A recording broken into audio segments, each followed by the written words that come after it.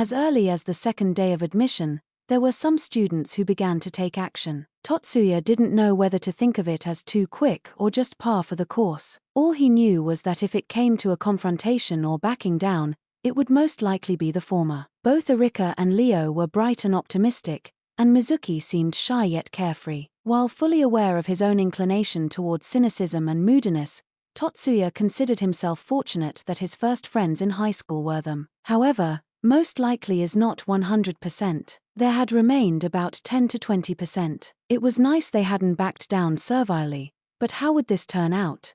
Tatsuya was keenly contemplating the matter. Oni-sama. Miyuki was lightly grasping the hem of Tatsuya's uniform with her fingertips, and her face as she looked up at her brother was a mixture of anxiety and embarrassment. Don't apologize, Miyuki. You aren't at fault in the least. In order to give strength to his sister, Tatsuya replied in a firm tone. Yes, but, will you stop them? That'd be counterproductive. You're right. Still, putting Erika aside, for Mizuki to have that kind of personality was unexpected. I agree. Watching from a step back, or in other words, directly in front of the siblings, was a group of new students glaring at each other with a volatile atmosphere simmering between them. One group was comprised of some of Miyuki's classmates, and the other was, needless to say, Mizuki, Erika, and Leo. The first act was in the dining hall during lunch. The dining hall of the first high school was considerably larger than the cafeteria found in most other high schools, but as the new students were still rather unaware and unsure, this time of year was generally crowded. However, as the four of them had left the visit of the specialist classes early and came to the dining hall, they had secured a 4-seat table without any trouble. It was a 4-seat, but due to the facing benches, they'd probably be able to squeeze 3 of the more slender girls on one side. When they were about halfway through their meals, Leo had finished eating already, Miyuki had arrived surrounded by a group of male and female students, spotted Tatsuya, and rapidly made a beeline for him. The dispute started from there. Miyuki had tried to eat together with Tatsuya. It wasn't that she was the type who would refuse to interact with her classmates, but simply that, for Miyuki, the top priority partner would always be Tatsuya. Only one more person could fit at the table. Whether to choose her classmates or Tatsuya was a matter Miyuki didn't even consider. However, Miyuki's classmates, especially the boys, were of course striving to sit with her. They had started off pretending to be polite, saying things like it's pretty cramped and sorry to be a bother, but seeing Miyuki's unwavering determination, had gone on to say that it was unsuitable for a first-course student to share a table with second-course students considering the gap between them, and ended up telling Leo, who had finished eating, that he was to vacate his seat. At this selfish display of supreme arrogance, both Erika and Leo were on the verge of exploding. Tatsuya finished his meal in a hurry, talked with Leo and the still-eating Mizuki and Erika, then stood up. Miyuki had soundlessly apologized to Tatsuya and the others, before walking past the vacated seat to stand by her brother. The second act had been the afternoon visit to a specialist class. In the remote precision magic laboratory, otherwise known as the shooting range, a practical class was being carried out by third-year Class A. It was the class of the student president, Sigusa Moyumi. The student council was not necessarily chosen by grades, but the president this term was a once-in-a-decade prodigy in remote precision magic, and had brought countless trophies to the school. That was something even the freshmen had heard. They had also confirmed the rumor of her coquettish nature at the entrance ceremony. There were many students packed around the range trying to get a look at her skill, but the number who could visit was limited.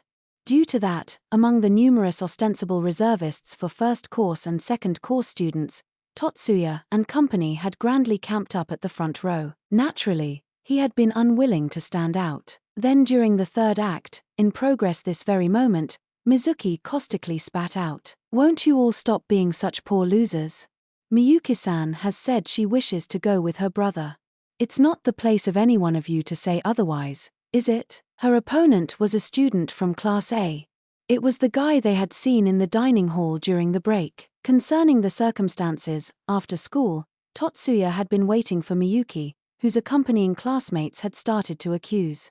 By the way, those classmates were girls. Obviously there was also a flock of male students in the vicinity of Miyuki, who had started silent at first, but that restraint had already been lost and all decency rapidly followed. Hasn't Miyuki treated you guys well enough already? If she wanted to go with you, she would have said so. What right do you have to try and tear those two apart? The one who had lashed out first at the unreasonable behavior of the first course students was, surprisingly, Mizuki. While maintaining her polite demeanor, she slammed into them mercilessly. Even now, as Mizuki argued against the first course student, her eloquence didn't give an inch. Yes, everything had started out perfectly logically, but, I have to admit though, to say that they're trying to tear us apart, Tatsuya muttered under his breath.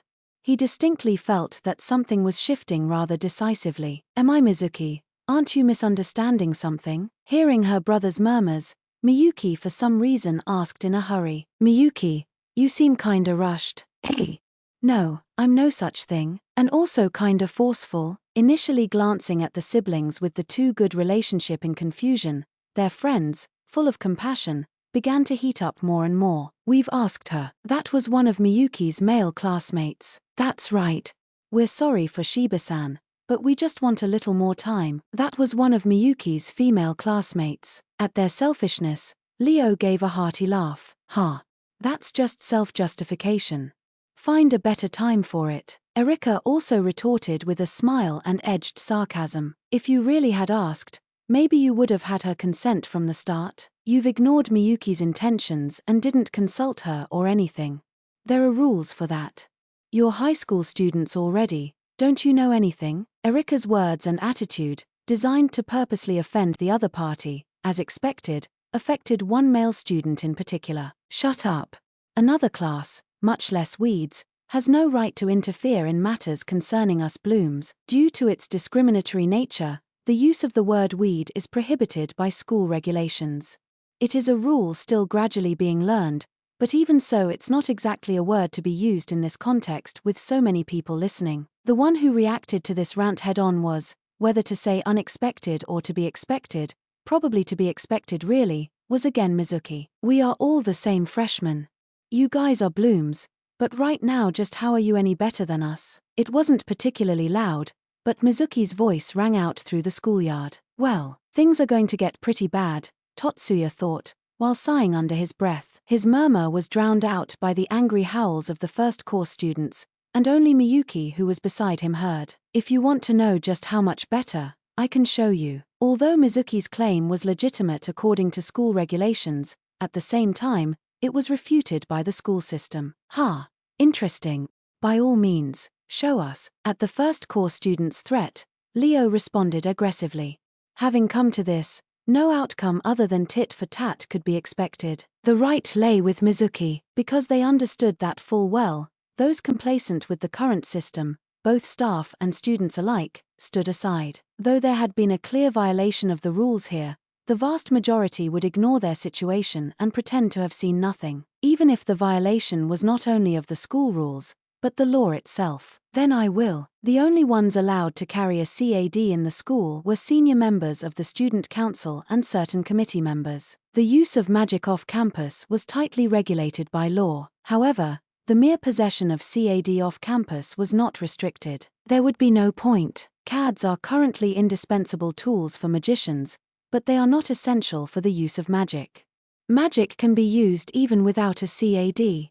Therefore, the law does not restrict the mere possession of a CAD. The procedure for students who possessed CADs was to leave them at the office before classes started, and to pick them up upon returning home. So it was not surprising for students to have CADs on the way back from school. A specialized CAD, however, if they were directed at fellow students, then it would become a situation, no, an emergency, especially if the aimed CAD was an attack power emphasizing specialized type. The two types of CAD are general and specialized.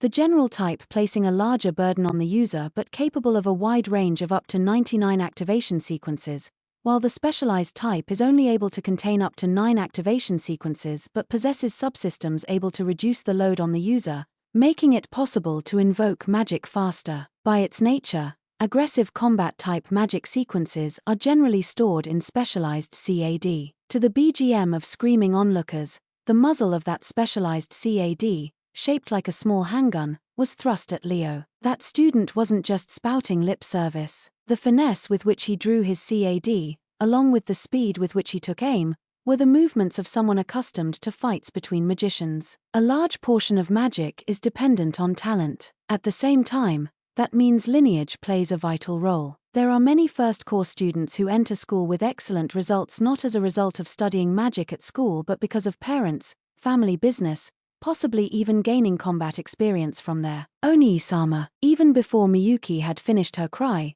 Totsuya's right hand stretched out. There was no way he could reach, but he reached anyway. Was it meaningful, or was it just a meaningless reflexive action? Whatever it was, in this case, nothing came of it. That was because, eek, that scream came from the first-course student aiming his CAD. The handgun CAD had been knocked from his hand. Before their eyes, casually swinging a baton that had suddenly appeared from somewhere, in a relaxed manner, Erika was smiling. There was no trembling or hastiness in that smile. Just by looking at that confident alertness, you could tell there was no such thing from the beginning. If the same situation had occurred 100 times, the first-course student's CAD would have gone flying 100 times. That was a certainty. At this distance, the body moves faster. I agree, but you were planning on whacking my hand as well, weren't you? The one replying as Erika relaxed her guard and triumphantly explained was Leo, whose hands were frozen in the midst of a grab for the other's CAD. Atilda Ra, I wouldn't do something like that. Don't laugh it off so unnaturally like that. As Erika put the back of the hand holding the baton to her mouth and gave off an oh-ho-ho-ho-ho, her deceptive laughter hiding her real intentions, Leo was nearing the end of his patience. I'm serious. Whether you were going to engage or not, I can tell from your stance. You seem like an idiot, but your arm speaks otherwise. Are you making fun of me? You're making fun of me right to my face. That's why I said you look like an idiot, right? Forgetting the enemy before them, as the two engaged in another comical confrontation, not only Miyuki and Totsuya were taken aback but everyone else as well, but the one who recovered fastest was Miyuki's classmate who was facing them. It wasn't the male student whose specialized CAD had been knocked away, it was the female student behind who was running her fingers across her bracelet-shaped general CAD. The inbuilt system started up and began an activation sequence. The activation sequence is a blueprint of magic, a program that directs the construction of a magic ritual. After expansion, the expanded activation sequence is read by the magic processing area of the subconscious and variables such as coordinates, output, and duration are inputted. The result is inserted alongside the activation sequence and gives rise to the completed magic ritual. This complete magic ritual is taken from the operations area of the subconscious and transferred to the lowest level of the conscious, the root, from the area between the conscious and the subconscious, the gate, whereupon it can be projected upon the outside world. As the magic ritual projects and targets information events in the study of modern magic, these are named eidos from Greek philosophy, and refers to the event where the information of the target is temporarily overwritten. Information is associated with events. If the information is rewritten, the event will be rewritten. As the nature of phenomena is written in science, modifications to these will result in real-world events being temporarily modified as well. This is the magic system under the use of CAD. The speed with which science are written is the processing power of magic, the scale to which they can be built is the capacity of magic, and the strength with which magic rituals can rewrite the eidos is interference strength. Currently, these three comprehensively are called magic power. Even the blueprint for the magic ritual, the activation sequence, is a type of scion.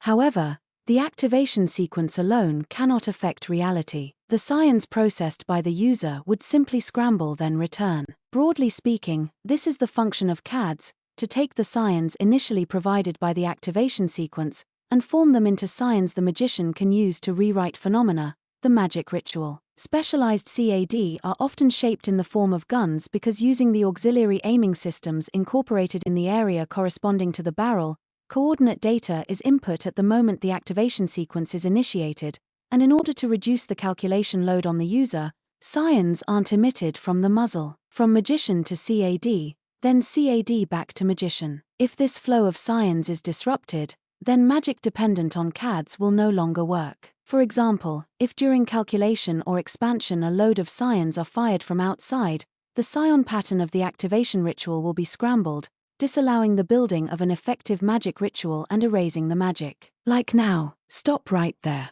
Using attack magic on others for any reason other than self-defense is not just a violation of school rules, it's a criminal offense. The expanding activation sequence of the female student was shattered by a bullet of scions. Releasing a scion bullet, while in itself the simplest form of magic, requires extremely precise control in order to destroy just the activation sequence and avoid any extraneous damage, and shows superb skill on the part of the user. Upon recognizing the owner of that voice, the female student who was intent on attacking Erika and company became pale, and not as a result of the magic. She fell into another female student, and they collapsed. The one who gave the warning, and had fired the scion bullet, was the student council president, Chigusa Mayumi. Her, as far as Totsuya had seen, ever-smiling face, even now, did not have much severity in it. However, in the eyes of someone capable in magic, her small figure was wrapped in an aura of scion light far beyond that of ordinary mags, giving her an inviolable air of dignity. "You are students from 1A and 1E, aren't you? I will hear you out. Please come along." A hard, even cold voice came from the girl next to Mayumi. According to the introduction of the student council during the entrance ceremony, she was the third-year public moral chief, Watanabe Marie. Marie's CAD held an already deployed and expanded activation sequence. It was not difficult to imagine what any form of resistance here would lead to. Leo, Mizuki, and Miyuki's classmates, without a word, stiffened up. Moving not out of rebellion, stepping up next to his classmates frozen by the atmosphere, without a trace of haughtiness or pride, neither downcast nor timid, Totsuya walked with an even measured gait, followed by Miyuki, to stand before Marie. Marie cast a quizzical glance at these first years who had suddenly come striding up. To Marie, these two had not seemed like involved parties. Totsuya took her gaze without flinching, and stopped a respectable distance from her. "We're sorry, the prank went too far." "Prank?" At those unexpected words, Marie's eyebrows arched up. "Yes, Morisuki's quick draw is famed, so I asked him to give a demonstration for future reference, but it became too lifelike and got out of hand." The student who had confronted Leo with his CAD opened his eyes wide with surprise. While the other first years were at a loss for words, Marie glanced at the baton in Erika's hand, the pistol-shaped device lying on the ground, then after giving the two students who had tried to illegally use their CADs a blood-curdling look, turned back to Totsuya with a cold smile. "Then why did that girl from 1A try to use attack magic?" She was taken by surprise. Being able to start up activation processes as a conditioned reflex is truly worthy of a first-course student. His expression as he answered was deadpan, although his voice was somewhat shameless. "Your friends were about to be attacked by magic, but you still insist it was a prank? Even if you call it an attack, all she intended to fire was a flash of blinding magic. It wasn't on a level where it could have caused blindness or impairment." Again, there was a collective intake of breath. The sneer turned into admiration. It seems you're somehow able to read the activation sequence before it's deployed." The activation ritual is a large block of data for building a magic ritual. Mags can intuitively guess what kind of effect the ritual would have. By looking at how the magic ritual would interfere with the Edos, and what parts wouldn't be affected, it's possible to read and attempt to guess at the effect the magic ritual would have. However, the activation sequence alone is simply a chunk of data, representing a massive amount of information, and even the magician deploying it can only dynamically interact with it in the subconscious. Therefore, the act of reading the activation sequence requires the enumeration of endless strings of image data, then reproducing an image from those in your head. Normally, such things cannot be done in the consciousness. "I'm no good at practicals, but I'm confident in my analyses." As if it was nothing, Totsuya dismissed that insane skill with the one word, analyses. "Your misinformation skills are also quite something." Her look was something in between an appraisal and a glare. The person who stepped up to protect her brother from bearing the brunt of the investigation, Miyuki, came forward. "As my brother said, this was all really just a misunderstanding. We are very sorry for bothering you all, senpai." Without the slightest deceit, she gave a deep bow, and as if the miasma was dispelled, Marie looked away. "Marie, it's fine already. Totsuya-kun, that really was just a demonstration, right? When did she start calling me by name?" Totsuya thought, but he couldn't refuse the timely help from Mayumi. As he nodded with the same deadpan expression he had used up to now, Mayumi gave a somewhat triumphant, it was like she was saying lone tilde looking smile. "It is not prohibited for students to teach each other, but in terms of exercising magic, you are prohibited from executing it. This is taught in the first semester in the classroom. In terms of self-studying the exercise of magic, it's probably best to refrain. Returning to her grave look after Mayumi finished her inspirational speech, Marie also gave a word on the matter. Since the president has said so, I will refrain this time. I don't want there to be a second time. Without looking like bitter enemies, together they straightened and gave a bow. Marie turned around, but after one step, she stopped and asked a question with her back to them. Your name? As her head turned, Totsuya's appearance was reflected in her long narrow eyes. First year Class E, Shiba Totsuya. I'll remember that. Holding back his tongue just before he almost instinctively let slip a no problem, Totsuya swallowed a sigh. Don't think I owe you anything. After the officials had gone out of sight, the one who had acted first, in other words the first course student whom Totsuya had protected, glared at Totsuya and said as much in the same thorny voice. Totsuya's expression had a rather man look to it. All his friends had a face similar to his. Relieved that this normally needlessly excited character wouldn't play up here at least, Totsuya returned the gaze of the course a student who suddenly grew a spine. I don't think that at all, so don't worry. What got you off wasn't my glib tongue but rather Miyuki's sincerity. I came along because even though Oni-sama is good at talking people down, he has problems convincing them. Indeed, his artificial look of reproach faded, replaced by a wry smile. My name is Morisaki Shun. As you thought, I am of the Morisaki house. Seeing the warm banter between the siblings, his hostility faded somewhat, and he gave his name. I'm just saying it's not really that much of a big deal. I've seen plenty of practical examples in visual materials. Now that you mention it, I think I've seen them before too. You only just remembered it now, didn't you?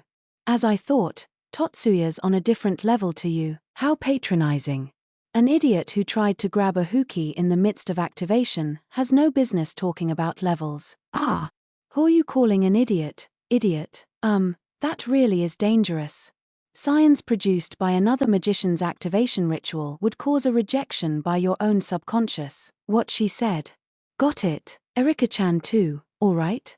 Don't use your hands directly, you'd receive the interference 1000-fold. It's fine.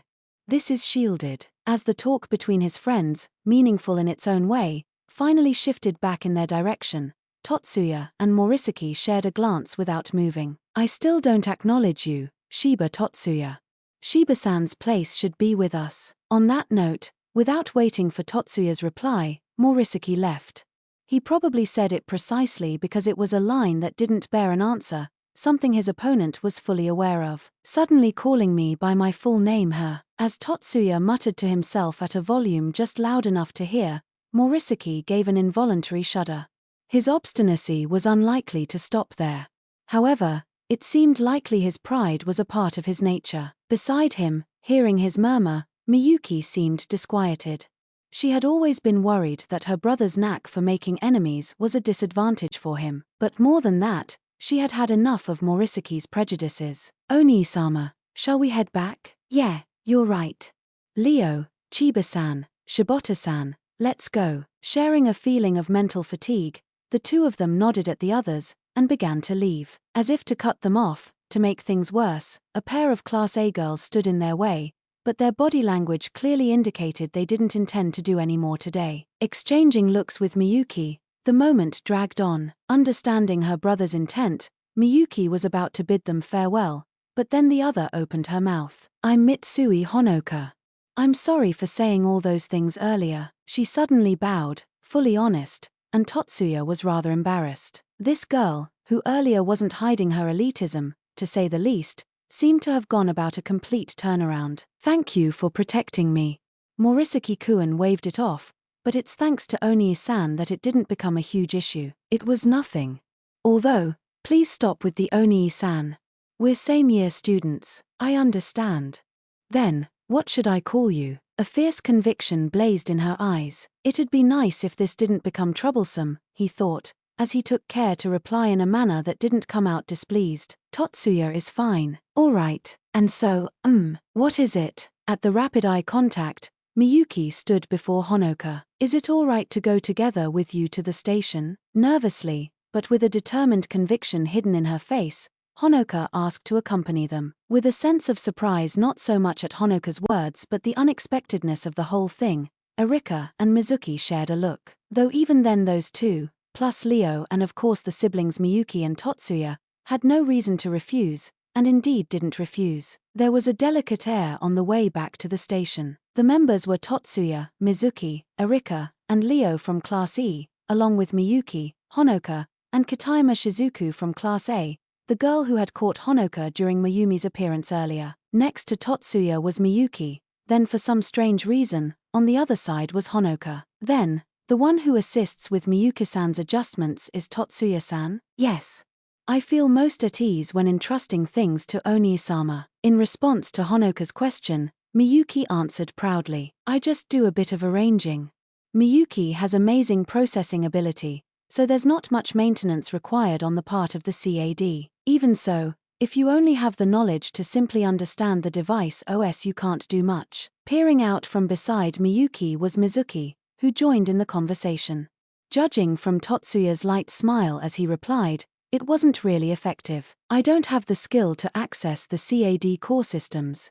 That's too much. Totsuya-kun, could you also look over my CAD? Looking back, Leo and Erika. The reason Erika changed her way of referring to Totsuya from Shiba-kun to Totsuya-kun was because Mitsuo-san called him that, so it's fine, she had unilaterally declared.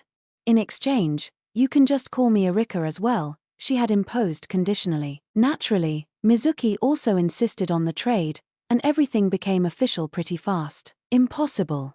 I have no faith in my ability to handle such a specialized CAD. Aha, you really are quite something, Totsuya-kun. It was hard to tell if Totsuya was being serious or just humble, but Erika's reaction was simple praise. Why, you realized this was my CAD? At Totsuya's question, Erika laughed merrily while twirling the retracted baton by the strap attached to the handle. However, there was a glint in her eye that went beyond a simple smile. Hey, that baton's a device. Sure enough, as if right on cue, Mizuki's eyes went round with surprise, and Erika just gave two quick nods in satisfaction. Thank you for your normal reaction, Mizuki. If everyone had already noticed, I would have face-planted. Listening to that exchange, Leo inquired further, where is the system built in?